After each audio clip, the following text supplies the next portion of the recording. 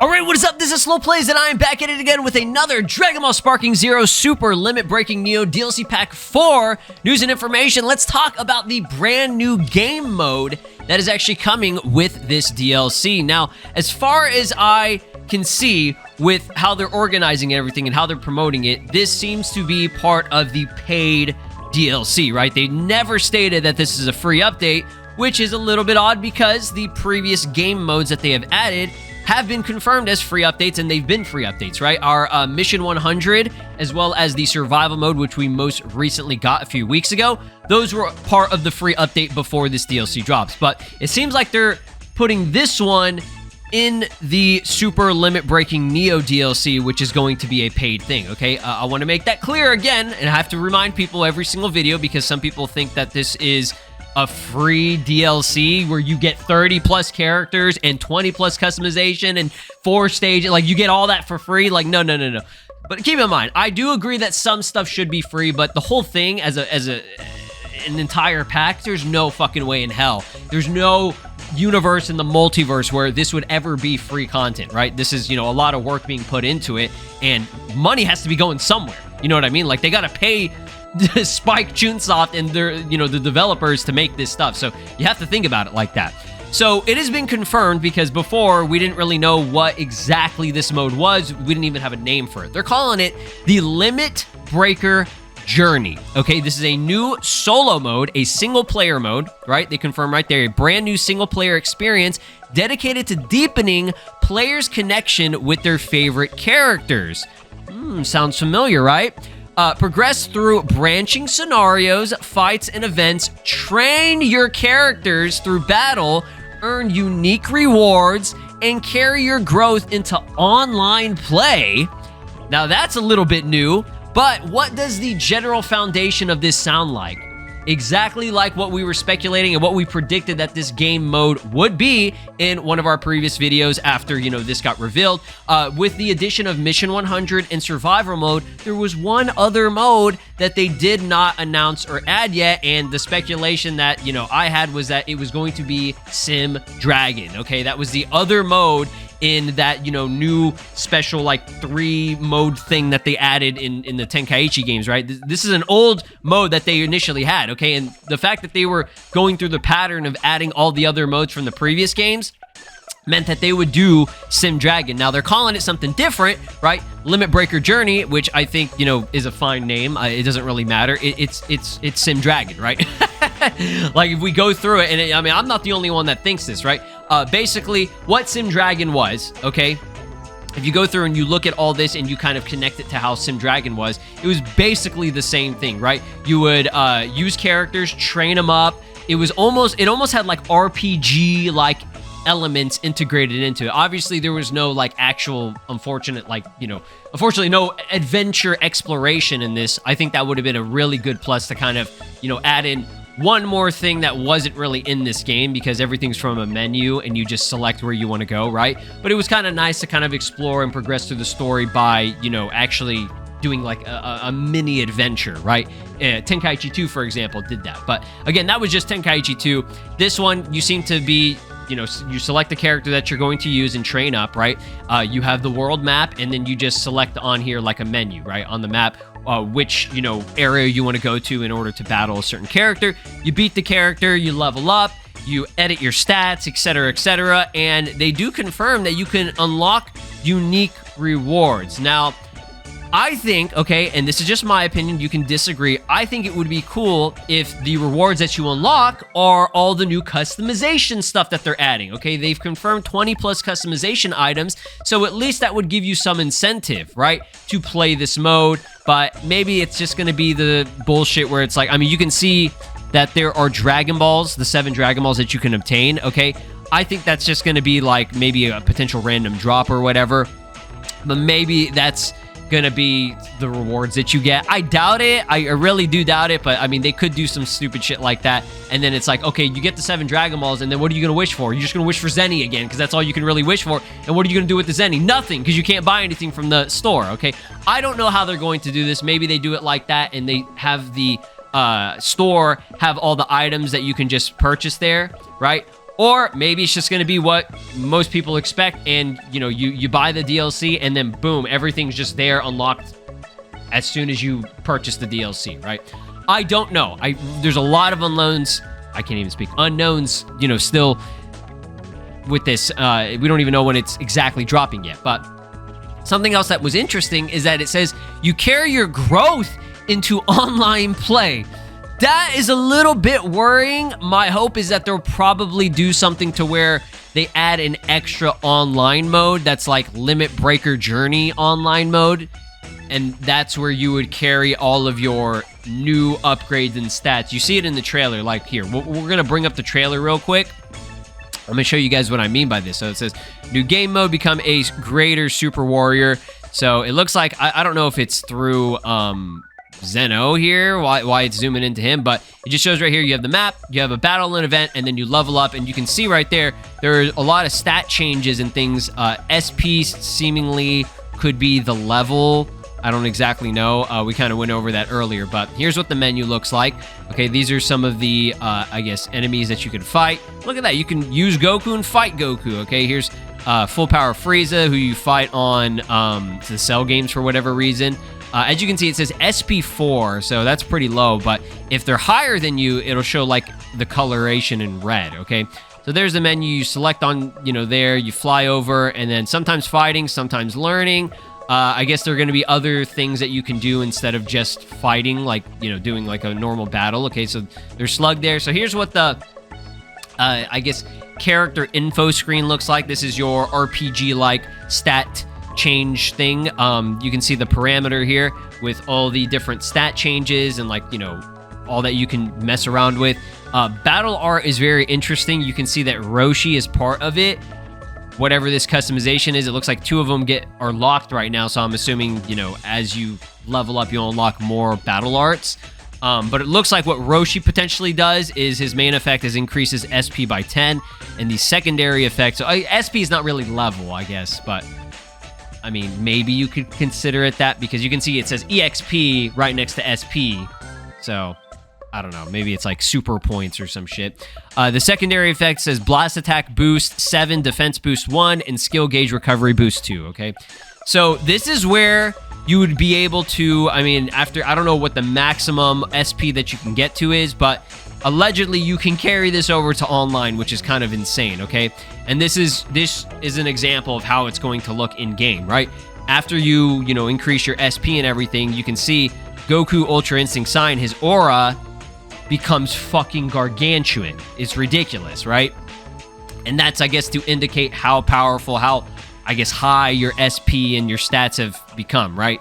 So that's pretty much what you need to know about that in terms of, how it's going to go with, playing out this new game mode. So there was some talk on Reddit and, just kind of reactions to everything that I wanted to go over. So they said the new game mode in this DLC is basically an upgraded version of Sim Dragon. Yeah, I would say it might potentially be like just a better modern version of it, because we didn't have online back then, unless you played like the Wii version or whatever, but we're not counting that, okay?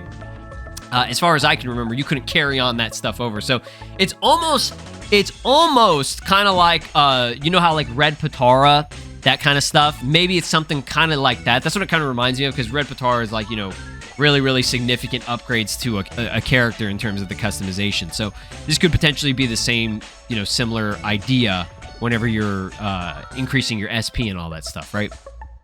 So yeah, it's definitely a more up-to-date, tweaked Sim Dragon. That's all I ever wanted for Sparking Zero. To be honest, it's exactly what the game needed. More single-player game mode similar to its predecessors. The first time I saw it, I could swear it was some type of roguelike. Yeah, I mean, I could see that being, the case in terms of reactions and stuff. But let's go over this one here. How will the new Limit Breaker Journey mode work? I think it's going to hopefully be a more fleshed out version of the Dragon Sim from Tenkaichi 3. Probably more like Budokai Tenkaichi 3 Dragon Sim mode. You select the fight, have a fight event, and then you train up your character. Exactly the same as how it previously was. Yes, we know that because it was shown. I'm just wondering how the carry the growth into online play thing will work. If they add more online mode variations because of this, and considering that only some people will have access to it, exactly, because not everybody's going to buy the DLC, right? Since it's part of the paid DLC, then the online thing of this mode might be dead on arrival. The game has too many online mode variations as it is. I understand that. I can see what people are talking about with that. But this person said, oh, the online part, the only thing that I can think of is that there will be a new online mode or a rework of the item mode. Very, very true. I think that would make more sense, okay? Where we can use our trained characters. And considering that only some people have access to part of the paid DLC, it doesn't have to be that way. I still believe the game mode will be part of the game's free update. Ooh, yeah, I don't know about that. And the DLC will be only the characters and the skins plus new super attacks, okay? Now, I hope that's the case. I do hope that's the case. At the end of the day, I'm always going to hope that something is free. There's a free update that's also included alongside this super limit breaking Neo DLC, but I feel like that's not the case. The way that they're advertising this, they would have said it was part of the free update, but I don't know. We'll see, okay? I wouldn't, put money on it that it's going to be a free update. But again, I'm always going to, want something to be free, right? Paying money for any of this, right, is not something that, like, I would hope. Nobody would ever hope to pay money for something, but I'm just saying, let's be realistic. It's probably going to be part of the fucking paid, content or whatever. But this part is able to carry the progress over to the online mode points and even more towards it. So, yeah, it's interesting. I don't know exactly. Okay, maybe they consider like the item type of thing, but saying it's dead on arrival if it is paid, I don't think that's true, because I'm gonna be honest, a lot of people are probably gonna buy this DLC, right? There's at least a little bit of something there for everyone, and if there's even one or two things that people want, they're probably gonna buy it. Now, again, I personally said, if you're not gonna play everything, okay, and I am standing by this, if there is a single element, one thing in this DLC that you don't care about, if there's one character that you don't care about and you're never gonna use or whatever, then don't buy the DLC. Don't buy it, okay? Don't waste money on it, because if you're gonna buy this DLC, you better fucking play every fucking part about it. You know what I mean? Like, it's a waste of money. That's like buying like a burger combo meal, and you just eat the fries, or you just eat the burger and you don't even drink, like, you get water instead of a soda. Like, you know what I mean? Like, you're paying for it. Consume all of it. You know what I mean? So shout out to Shinai. They make great concepts, right? So they have a little concept here of what they potentially think that this could be, and I love the way that they explain all this. So, Limit Breaker Journey is the most interesting addition to the Dragon Ball Sparking Zero game so far. A solo mode with training/building customization, power expansion, new aura, character growth that carries online. Okay, what remains unclear is the reward structure. Exactly. I don't know how they're going to do it. Are they going to have the rewards be actual customization items, or even unlocking some of the characters, right? I personally don't think so, but it would be really cool because it gives you an incentive. Why the fuck would I really want to play this online mode other than just to have something to do, you know? New aura appears to be one layer, but real rewards also extend to costumes or accessories, right? So they have a little layout here, okay? A brand new single-player experience dedicated to deepening players' connection with their favorite characters, progress through branching scenarios, fights, and events, train characters through battle, earn unique rewards, and carry your growth into online play. So this image above shows a stamina bar that seems to be consumed each time an opponent is fought. This would allow players to plan their strategy accordingly. Yes. Alongside the stamina bar, there's a sensu beam that appears to restore energy, and a ticket that presumably lets you retry a battle in theory. Yeah, that's what I kind of thought when we were doing our first initial reaction to everything. I was like, what is that little icon with the arrow, the like rotating arrow or whatever? That would make sense that it's like a redo feature, right? But there's a navigation, scenarios, and elements. You have different turns, right? I think Dragon Sim had something like that too. Instead of turns, I think it was like days or something like that. The branching scenarios, the map shows multiple character icons spread across different points of interest, suggesting players can choose their own path through various battle events in theory. We're always going to love something like that where it's like you can just choose where you want to go. More freedom, more, just variety, right, overall. Turn-based navigation. In theory, this mode features a world map overlaid with a grid and a turns counter showing 3 out of 10 in the image, indicating that movement or actions are presumably limited per session. Absolutely. All right, so here's the leveling and growth. In the trailer, you notice your characters fighting while also learning, assuming the battle art functions as a customizable slot system that directly drives character progression and growth. Equipping them directly alters the parameter in the hex grid, visually expanding your character's stats such as health, power, and ki. The visual growth in the new aura. Something to take in to notice is as your character's strength increases, they can be surrounded by a special aura that visually represents their growing power level. Now, I just see that as just exactly what it is, okay? What they say right there. Show off your overwhelming power.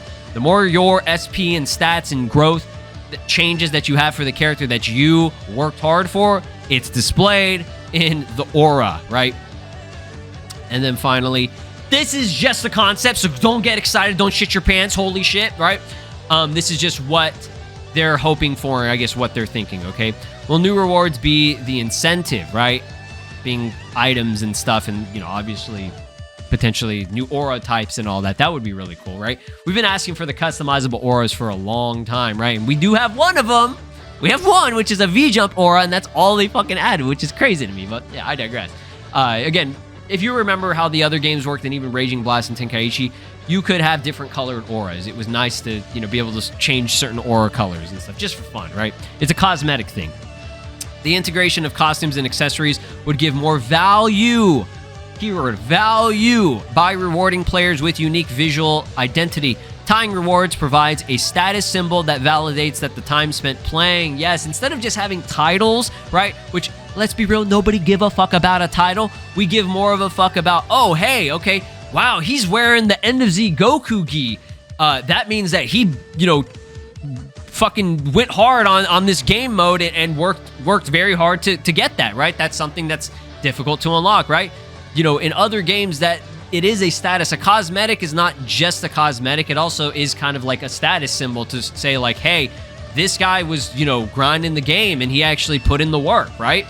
It's nice. It's nice to kind of show off your hard work, right? I think everybody in the universe can agree that if you have something to kind of show, oh, I worked very hard to reach this, level or this status or this, for example, like what is it? Like a diploma, like okay, well, I have my PhD in fucking medical shit. I don't fucking know. You know what I mean? Like it's kind of a status symbol, right? Like, oh, this fucking piece of paper shows that I worked 10 years of my life. You know what I mean?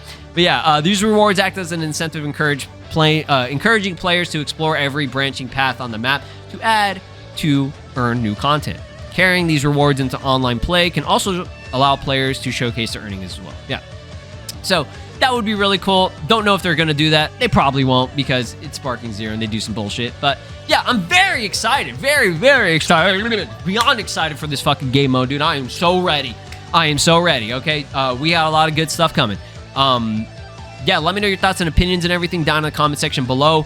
I got some more videos. We're going to be going over predictions for characters, costumes, accessories, all that stuff. We'll do that next.